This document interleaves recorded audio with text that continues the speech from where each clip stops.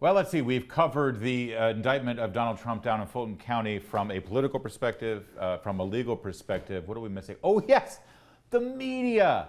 How's the media been covering this one? I'll tell you this. They're not talking about Joe Biden much, are they? Or Hunter Biden, or the fact that they're walking right down the path to impeachment. No. Their viewers don't care about that. They want more Trump.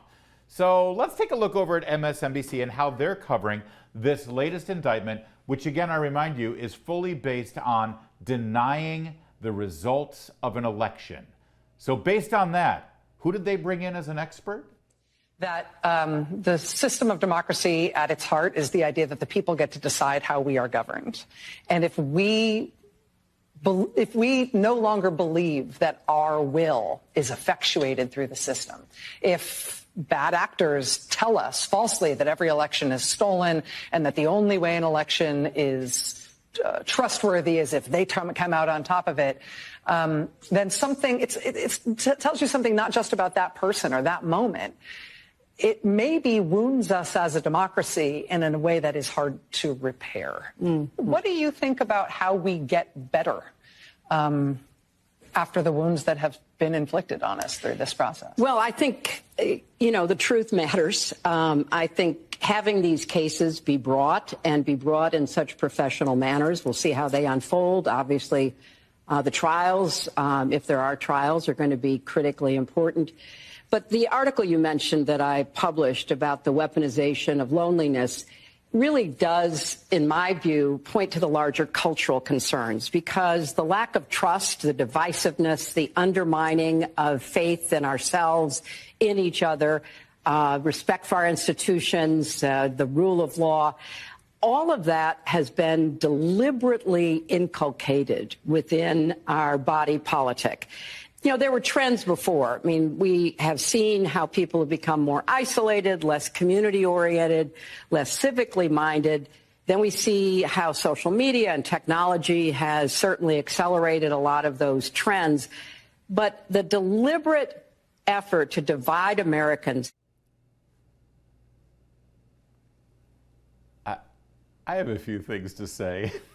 First of all, did anyone tell Rachel Maddow that that was Hillary Clinton she was interviewing, about all of the, harms that have been inflicted upon us by denying the rightful outcome of an election? She knows that was Hillary Clinton, right? And for that matter, did anyone tell Hillary Clinton that this is the Rachel Maddow show? The Rachel Maddow show. Rachel Maddow, who peddled in Russian collusion conspiracy theories for 4 years when Trump was in the White House. Is there any self-awareness going on here? Also, all this about loneliness. Why is Hillary Clinton lonely? She has a doting, loving, caring husband, right?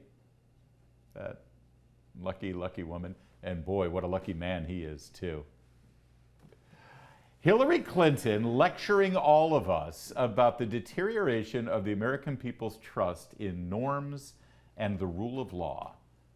Hillary Clinton, who denied the outcome of the 2000 election, who denied the outcome of the 2004 election, and who claimed that Barack Obama during the 2008 primaries was actually born in Kenya. Oh yeah, it was her campaign that started that. Look it up. And then, of course, famously not only denied the outcome of the 2016 election, but actually created the Russian collusion hoax by paying for the fake Steele dossier, never admitting that she did until the actual evidence proved that she had. And to this day continues to refer to Donald Trump as an illegitimate president. Any chance she had, she would go on stage selling a book or making tens, if not hundreds of thousands of dollars delivering a speech, and she would call then President Donald Trump an illegitimate president.